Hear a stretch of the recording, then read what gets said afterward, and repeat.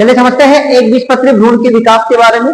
अगर आपने इस द्विबीजपत्री भ्रूण का विकास पढ़ा हुआ है तो एक बीजपत्री भ्रूण का विकास अपने आप आसान हो जाता है।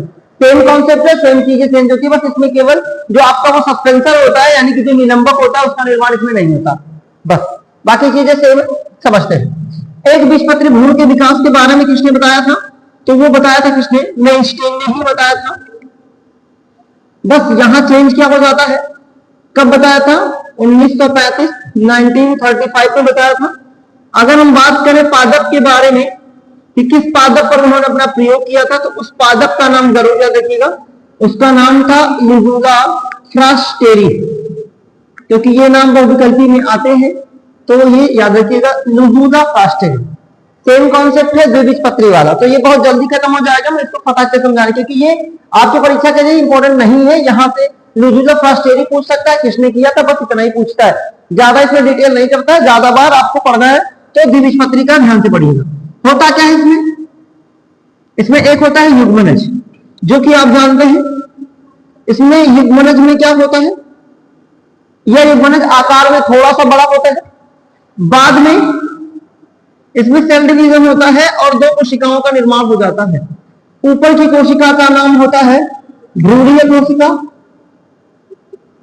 और नीचे की कोशिका का नाम क्या होता है? अंतस्थ कोशिका।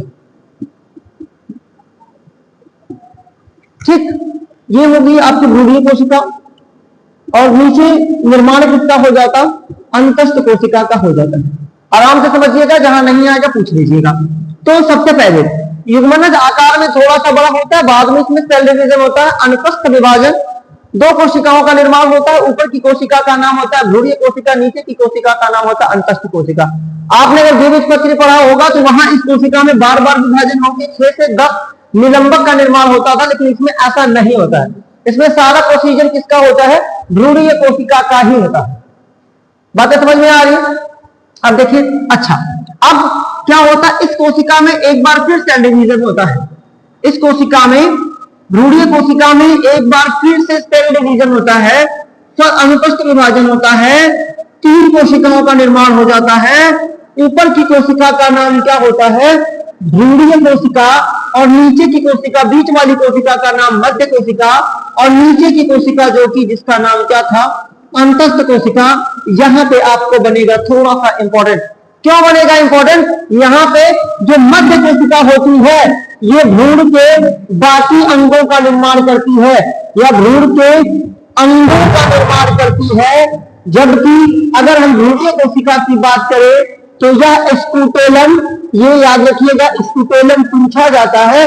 स्कूटेलम या फिर जिसको हम हिंदी में बीजावरण कहते हैं उसका निर्माण करती है और अंतस्थ कोशिका बाद में निलंबक का निर्माण करते करते, इसमें द्विबीजपत्री की तरह बहुत लंबा निलंबक का निर्माण नहीं होता, बहुत लंबे सस्पेंसर का निर्माण नहीं होता, बल्कि छोटे से सस्पेंसर का निर्माण होता है जो बाद में विलुप्त भी हो जाता है, जैसे कि द्विबीजपत्री में होता है। अब क्या होगा, याद रखिएगा, इसमें भी विभाजन होगा। अब यहां एक बार क्या होता है, ऊपर की जो कोशिका है उसमें भी एक बार विभाजन होगा, इस तरीके का विभाजन होगा और ये कोशिकाएं ऐसे विभाजन करेंगी। इस अवस्था में जो भ्रूण होता है वो टी जैसा दिखाई देता है, तो इसे कहते हैं टी शेप्ड स्टेज कहते हैं। अब ऊपर की कोशिकाओं में, इन कोशिकाओं में लगातार अपनत और परिणत विभाजन होता है। फलस्वरूप यही फिगर अगर आप देखिए तो कुछ ऐसा दिखने लगता है, यही फिगर कुछ ऐसा दिखने लगता है, ऐसा कुछ, जहां पे ऊपर की कोशिकाओं का, ये जो ऊपर की कोशिकाएं हैं इनका नाम क्या है? इनका नाम हो गया आपका, इतना दूर समझ लीजिए यहां तक, इसको ये वाला आपका भ्रूणीय कोशिका और बीच में ये वाला जो मैं दूसरे तरीके का गोला बना रहा हूं, ये कौन सी कोशिकाएं हैं? ये हमारी है मध्य कोशिका। ये कौन सा है? ये है हमारी मध्य कोशिका और नीचे ये समझ लीजिए ये है आपका निलंबक वाला भाग। ये छोटा सा जो हिस्सा है ये निलंबक का भाग है, तो ऊपर का जो भाग है ये भ्रूणीय कोशिका का है और ये बीच वाला जो है ये मध्य कोशिका का है और नीचे आप निलंबक या फिर अंतस्थ कोशिका लिख सकते हैं।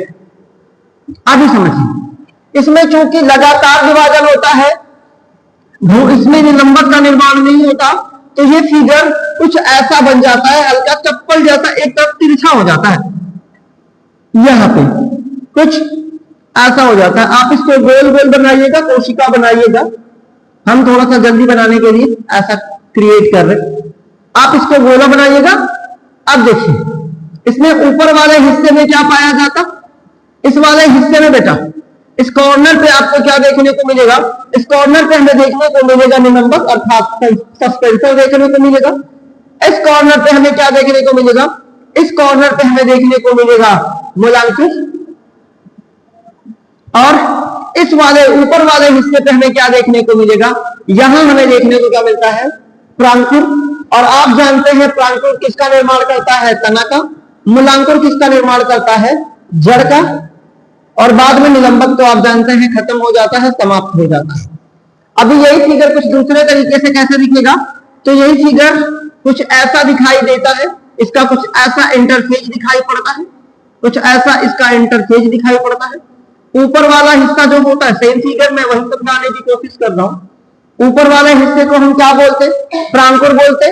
इस कॉर्नर पे जो ये वाला हिस्सा है इसको हम क्या बोलते थे, इसको हम निलंबक कहते थे। और ये वाला जो हिस्सा होता है बेटा इसको हम क्या कहते थे, इसको हम मूलांकुर कहते थे। और यहीं पे एक अलग से संरचना का निर्माण होता है, जिस संरचना को हम क्या कहते हैं, इस संरचना को हम स्कूटेलम कहते हैं।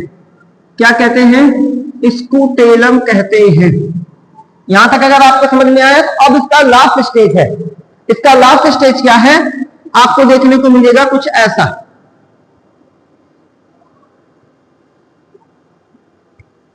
ऐसा कुछ लास्ट इंटरफेस देखने को मिलेगा। ये वाली संरचना है ऐसा कुछ, फिर यहां जाएगा, यहां आएगा, कुछ ऐसा देखने को मिलेगा। इस वाले हिस्से को थोड़ा कलर्ड कर लीजिएगा। अब ये आपका फाइनल हो गया है। इस वाले हिस्से को हम क्या बोलते बेटा, प्रांकुर बोलते, जैसा कि आप पहले से समझते आ रहे हैं।